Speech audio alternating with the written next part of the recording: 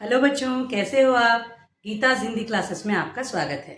मैं आपकी साई गीता टीचर आज आपको एक बहुत ही प्यारी, ज़रूरी और बहुत ही अच्छी, बहुत ही सहज कविता पुष्प की अभिलाषा बताना चाहती हूँ। एक फूल, एक छोटा सा फूल क्या चाहता होगा? सुंदर है, खिला है, मुझे भगवान पे चढ़ा दो, या मुझे अपने बालों में लगा लो, गजरे में डाल लो, या शादियों में पहनने वाली जो माला होती है माला में डाल लो, या हम क्या करते हैं कि शव पर भी चढ़ाते हैं पुष्प। तो कई तरह से पुष्प के प्रयोग होते हैं और आजकल घर में प्लेट में, थालियों में उन फूलों को पानी में रखकर सजाया जाता है, डेकोरेटिव पीस बन जाता है। तो दिवाली के समय अधिकतर हम करते हैं ये सब। इस तरह से बहुत सारे यूजेस हैं, बहुत सारी उपयोगिता है फूलों की। लेकिन जैसे छोटे बच्चे होते हैं ना, वो फूल जैसे होते हैं, उनके मन के अंदर क्या है, वैसे ही एक पुष्प भी सोचता है कि उसके मन के अंदर भी कुछ बातें हैं। उसको कवि श्री माखनलाल चतुर्वेदी जी ने बहुत ही सुंदर ढंग से पुष्प की अभिलाषा इस कविता से उन्होंने प्रस्तुत किया है। इसमें से कई होंगे जिनके माता पिता पुष्प की अभिलाषा पढ़े हैं। यस मैम, हम लोग पढ़े हैं पुष्प की अभिलाषा। कई लोग होंगे, क्योंकि बिना हिंदी की किताबें बिना पुष्प की अभिलाषा के नहीं रहेंगी। आप क्लास 1 से क्लास 10 के अंदर सीबीएसई, आईसीएसई जो भी कोर्स हो, किसी ना किसी किताब में ये कविता जरूर मिलेगी। इस कविता में कवि ने क्या कहा है? चाह नहीं मैं सुरबाला के गहनों में गूंथा जाऊं। सुरबाला यानी सुंदर कन्या, उसके गहने। आजकल शादियों में भी आप देखते होगे ना, फ्लोरल डिजाइन्स, हल्दी के वक्त, मेहंदी के वक्त अच्छे अच्छे येलो कलर्स के फूल सजा लेते हैं, फिर बालों में, फिर गजरे में, है ना। चाह नहीं मैं सुरबाला के गहनों में गूंथा जाऊं। मुझे ये पसंद नहीं है, इच्छा नहीं है, चाहत नहीं है। चाह नहीं प्रेमी माला में बिंध प्यारी को ललचाऊं। जो प्रेमी प्रेमिकाएं हैं उनकी माला बनकर एक दूसरे के लिए सुंदरता का प्रतीक बनूं, मुझे ये भी नहीं चाहिए।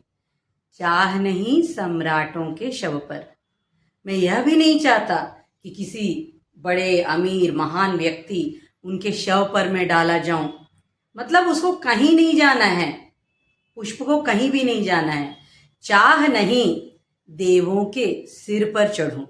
देव मतलब देवता। आप देखते होगे, मंदिर हो, मस्जिद हो, चर्च हो, गुरुद्वारे हो, कहीं पर भी कोई भी जो स्थान है जहां हम पूजा अर्चना करने जाते हैं, ईश्वर से प्रार्थना करने जाते हैं, सभी स्थानों में पुष्पों की, फूलों की बहुत ही अधिक डिमांड होती है, उनका महत्व होता है। फूल बहुत नाजुक कोमल होता है। हम अपने आप को फूल के रिप्रेजेंटेशन में भगवान को अर्पित करते हैं, चढ़ाते हैं।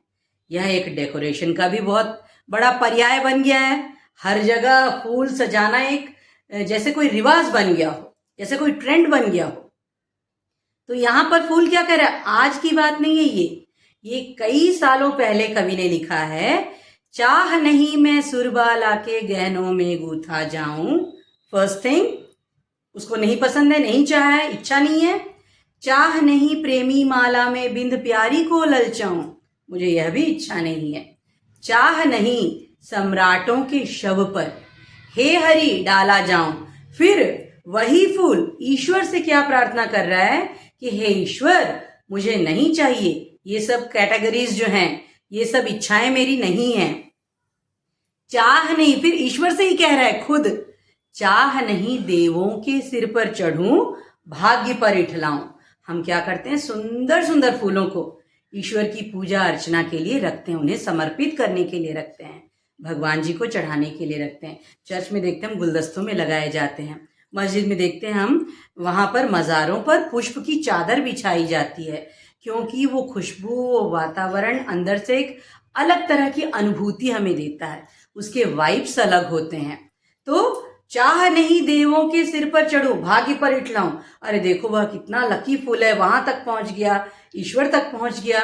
ऐसे दूसरे फूल सोच सकते हैं, लेकिन यह पर्टिकुलर एक फूल कह रहा है मुझे वो भी नहीं चाहिए। क्या इच्छा है भाई? अब फूल को क्या चाहिए बताओ? इतनी सारी बातें हो गई है। मुझे तोड़ लेना वनमाली, गार्डनर, वनमाली, माली से यह पुष्प कह रहा है जब बाकी फूलों को तोड़ोगे मुझे भी तोड़ लेना। मुझे तोड़ लेना वनमाली, उस पथ पे देना तुम फेंक। रास्ते पे कोई फूल फेंक देंगे, लेकिन एक पर्टिकुलर, एक खास उस पथ, सर्वनाम शब्द उस, एक खास रास्ते के बारे में बताया गया। उस पथ पर देना तुम फेंक। किस पथ पर फेंकना है बताओ? मातृभूमि पर शीश चढ़ाने, जिस पथ जावे वीर अनेक।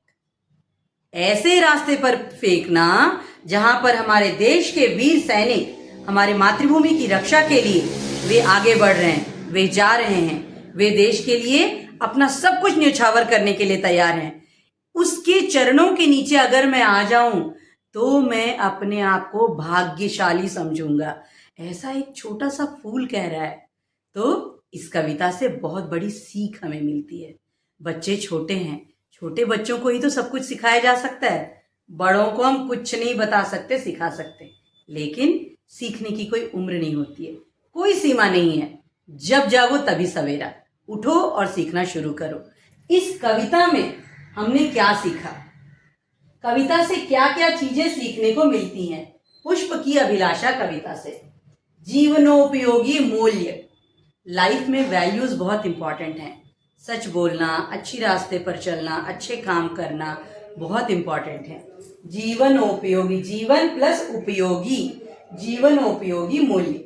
देशभक्ति की भावना हमारे मन में जागती है, क्योंकि जिस पथ पर मातृभूमि पर शीश चढ़ाने के लिए वीर जा रहे हैं, इसका अर्थ है देशभक्ति की भावना उस छोटे से पुष्प में भी है। त्याग, मुझे यहाँ नहीं जाना, वहां नहीं जाना, मुझे कोई हाई फाई लाइफ नहीं चाहिए, मैं अपने आप को त्याग रहा हूं, मैं सैक्रिफाइस कर रहा हूं। किसके लिए? उसके लिए जो देश के लिए सब कुछ सैक्रिफाइस कर रहा है। कविता को इस तरह से समझिए, अच्छा लगेगा और याद भी रहेगा, और एक भावना भी जगेगी कि हमें ऐसी कविताएं पढ़नी चाहिए। परोपकारिता, हेल्पिंग अदर्स, दूसरों की मदद करना।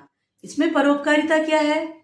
मेरा जीवन मेरे लिए नहीं, दूसरों के लिए। इसमें बहुत सुंदर कविता है, मैं अगले वीडियो में आपको बनाकर दिखाऊंगी। बहुत ही सुंदर कविता, हमारे बचपन की कविता।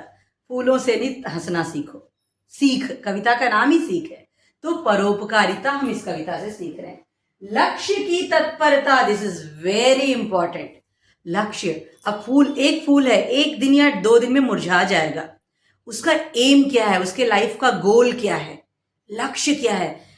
वो चाहता है कि जल्दी से मुझे, मेरे खिलते ही एक सही समय आने पर जल्दी से मुझे तोड़ लो और मुझे उस पथ पर डाल दो, ताकि मेरा जीवन सार्थक हो जाए, मेरा लक्ष्य पूरा हो जाए।